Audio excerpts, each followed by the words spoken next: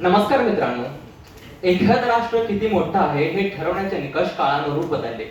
सुरुवातीला ज्या देशाकडे सर्वात जास्त जमीन तो देश सर्वात मोठा देश समजला जायचा. नंतर ज्या देशाकडे सर्वात जास्त सैन्यबळ तो देश मोठा समजला गेला. नंतर काळ बदलला. ज्या देशाकडे सर्वात जास्त खनिज तेल तो देश मोठा समजला गेला. नंतर अजून काळ बदलला. ज्या देशाकडे सर्वात जास्त आयटी टेक्नॉलॉजी तंत्रज्ञान आणि डाटा तो देश सर्वात मोठा देश समजला गेला.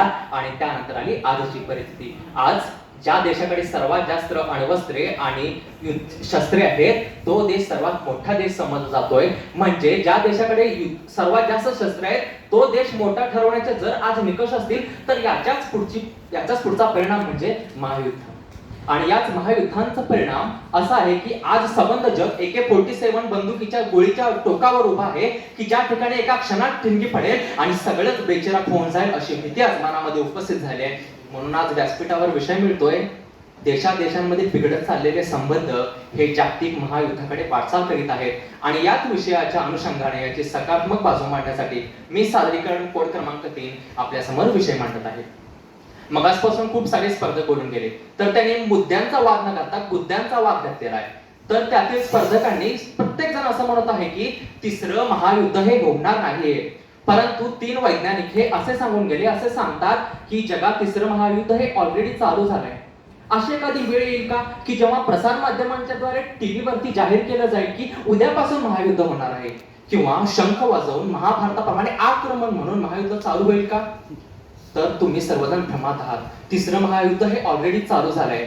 2 छोट्या छोट्या राष्ट्रांमधील युद्ध असो किंवा छोटे छोटे वादविवाद असो हे मोठ्या उठावाची कारण ठरतात असं माझं स्पष्ट मत आहे.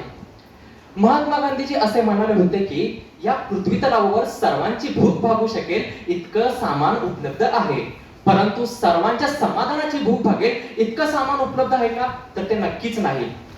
प्रत्येक गोष्टीचा हव्यास, मग ते पैशाचा असेल, मान सन्मानाचा असेल, प्रतिष्ठेचा असेल, वर्चस्वाचा असेल, नातेसंबंधांचा असेल किंवा धर्माचा असेल, यांच्याद्वारे ही सत्ता संघर्षाचा हव्यास ही महायुद्धाला कारणीभूत ठरतं, महायुद्धाला खत पाणी दिलं जातं असं मला वाटतं.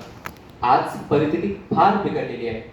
संपूर्ण जगाला आज जर आपण आपल्याच घरामध्ये पाहिलं तर आपल्याला सशाचं काळी चोरून बसल्यासारखं आपल्या घरात अंग चोरून बसायला लागत आहे. घरातून बाहेर पडलेला व्यक्ती हा संध्याकाळी सुरक्षित घरी परत येईल की नाही याची शाश्वती आज राहिली नाहीये.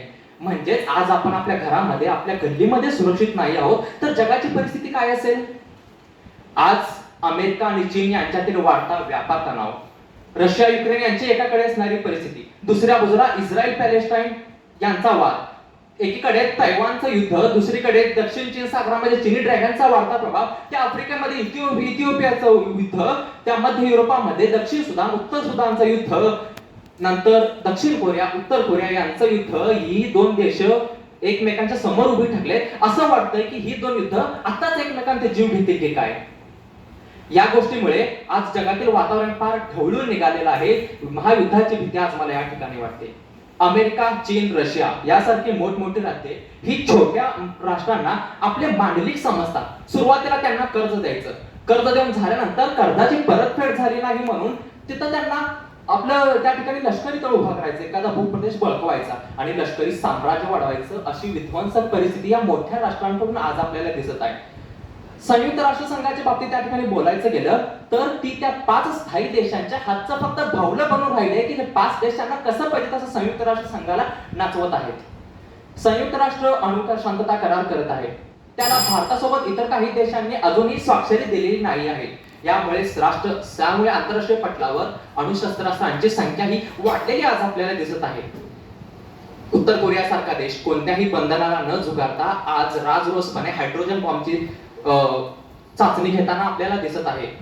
यामुळे अण्वस्त्रांची स्पर्धा वाढली. या स्पर्धेमुळे अविश्वास वाढलाय आणि हीच अविश्वास महायुद्धाची नांदी ठरेल असं माझं स्पष्ट मत आहे. आज माणूस किती हिंस्र झाला आहे याचं उदाहरण जर तुम्हाला द्यायचं असेल तर दहशतवाद्यांना ट्रेनिंग देणारा त्यांचा कमांडर दहशतवाद्यांना असे सांगतो, हा बॉम्ब आहे, हा बॉम्ब स्वतःच्या अंगावर टाकून घेऊन इतर 10 लोकांना कसं मारायचं याचं उदाहरण मी तुम्हाला दाखवतो. परंतु उदाहरण शांत आहे का?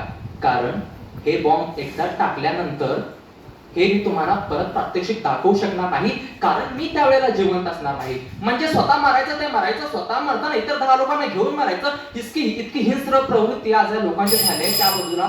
त्यामुळे हाच मुद्दा मांडून ज्या ठिकाणी जशी बेल वाजली तशी बेल आपल्या सर्वांची सुद्धा संपलेली आहे आणि महायुद्ध जवळ आलेले हाच मुद्दा मांडतो आणि व्यासपीठाची रजा घेतो. धन्यवाद.